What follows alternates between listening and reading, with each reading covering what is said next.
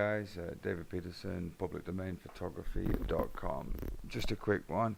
Have you ever come across in Photoshop text where the comma isn't in the right place? Just puzzled me a little bit this morning.